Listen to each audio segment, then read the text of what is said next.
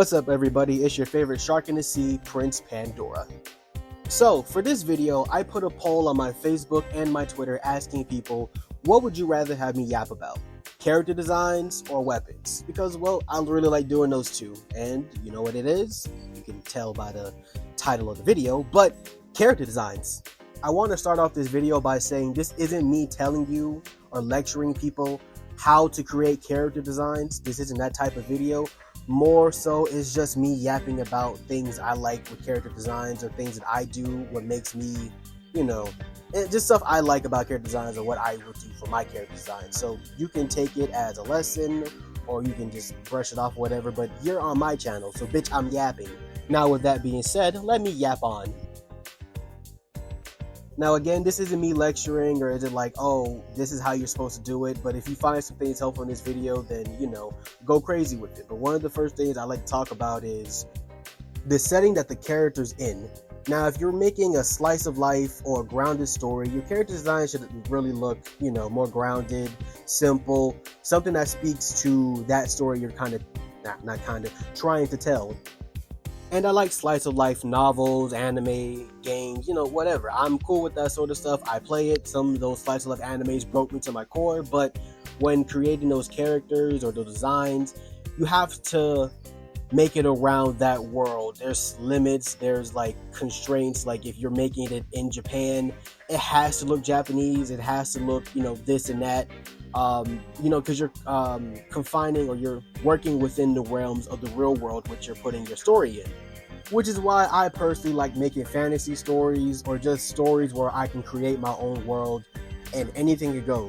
Anything goes on in it, anything can happen. It's like no one can tell me shit. Wanna know why? It's my story, bitch. Now, I don't think it's any secret that I take a lot of inspiration from games, specifically JRPGs and how they have their world set up.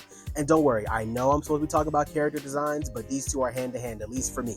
A game I like to use, for example, not even a game, but series, Final Fantasy. And I like to say 7 on up. I'm not saying that the characters before that didn't have any drip, but 7 on up is where the characters really was drippy, and also the way they dress also reflect that the world that they're in. Final Fantasy X with Titus or Titus, I don't care how you pronounce his goddamn name, but that character and his world, you see it's more with water, it's more with swimming, it's more with sports. So Titus' outfit reflects that. It reflects what he is. Your character should reflect who they are or some personality about them.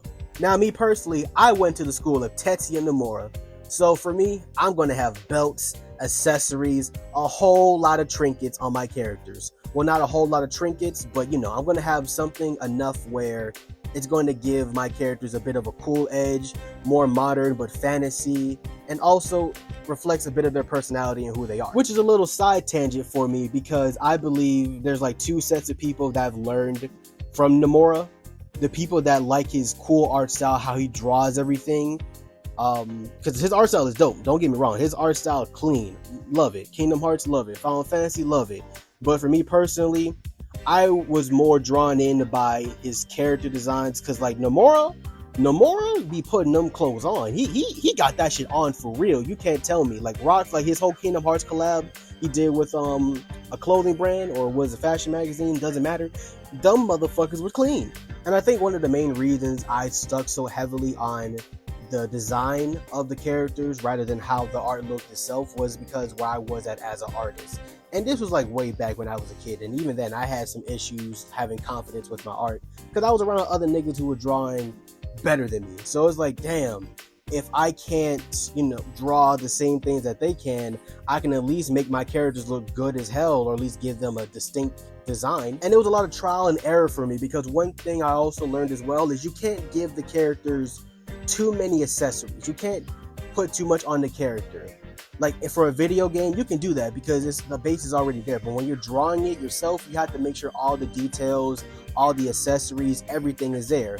And when you're doing a manga, comic, I wouldn't say it's tedious. Of course, drawing the same character all the time is going to be a bit tedious. But when you have multiple or a lot of accessories or stuff on the character, it can be complicated and it can take a while to actually draw all those things out. So the most important thing is that you got to have a balance with your character designs. You can't make them like, you can't like have too much on them unless that's their whole character, but you can't give them too little. I ain't gonna say you can't give them too little, but one thing that I definitely work on if I'm gonna give someone a minimal design or simple design is the color theory that goes with it. I don't want to give them like just a simple color theory, like, you got to be drippy, cuz you got to, I grew up in high school when niggas just had them fits on, and I'm over here in the uniform and shit, and I ain't had $1 for like Dress Down Friday, but I digress. Like, let's look at Naruto, Goku, and Luffy.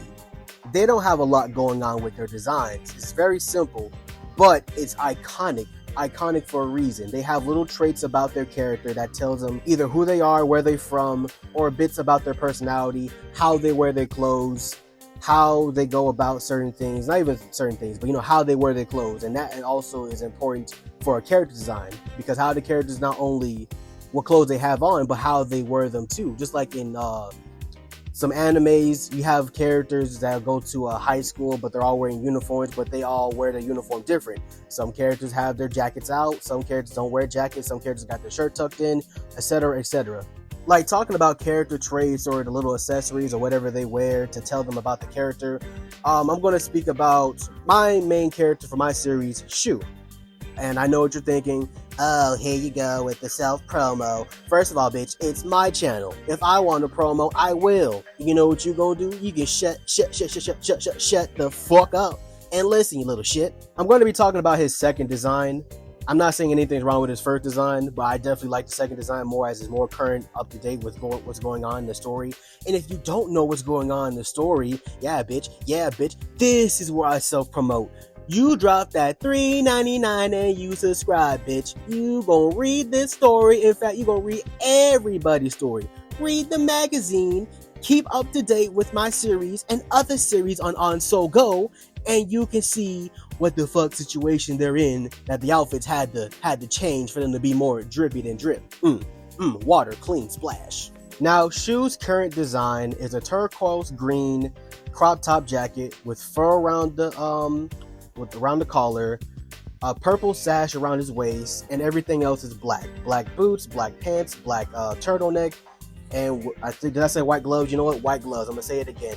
Now, with that being said and presented, I can tell you what his character is about, or at least what gives away his personality through the design. And not only just his personality, since in my series, niggas be throwing hands and fighting taboo, it also tells about their combat style or their combat experience. Let's start out with the combat experience. And with Shu and his purple sash, it shows mobility.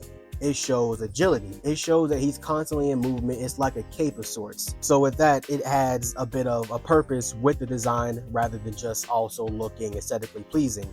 It doesn't have to be all the time. At least for me, I don't always have my characters with clothes that are practical. Sometimes it doesn't make any sense, like having a multiple belts or bands around your legs or whatever, but that's my personal preference. So it doesn't always have to be like that, but I do it like that because sometimes you have to show that the outfit and the accessories in the outfit serve a greater purpose than just looking good. But because Shu likes to drip on the drippiest of niggas, he's gonna have that shit on him for real. The fur gives him a more rough and grittier kind of lifestyle, like a warrior or a bandit, and it kind of shows, because the rest of the outfit is more fantasy, but it also has a sense of nobility, and that shows that he is a noble. He has style, he has drip, he has the outfits. He has the accessories that go along with his outfit, not only in just style but in combat. But it also shows that he was a commoner, or not, it doesn't show that exactly, but it shows that he's not strictly nobility, so he has a bit of commoner in him. So that's also but that also adds to his character that you can see. There's a lot of thought that go into the designs. Sometimes I just go out there and just make something because I think it looks cool. But other times there are times where it doesn't matter. There are times where I just make characters look cool just for the sake of looking cool because, well, that's what I like. And now I'm going to talk about a thing I don't like, because this video has been positive for like 9 minutes, or just me yapping for 9 minutes about stuff. I think one of the things I don't like with character designs, at least when other people do it, like not everybody, but there are some people that do it, and it goes back to what I was saying in the beginning about how the world matters for your characters or what they're in.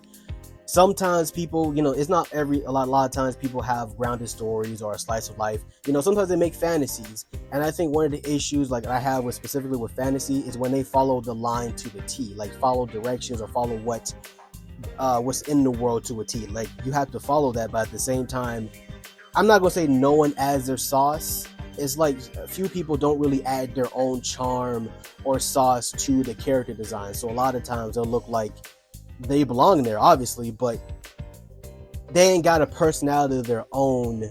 It's just that that's how they are in that world. I don't know if you get that, but it's like a lot of characters, they deserve to be sauced up with their own personal touch.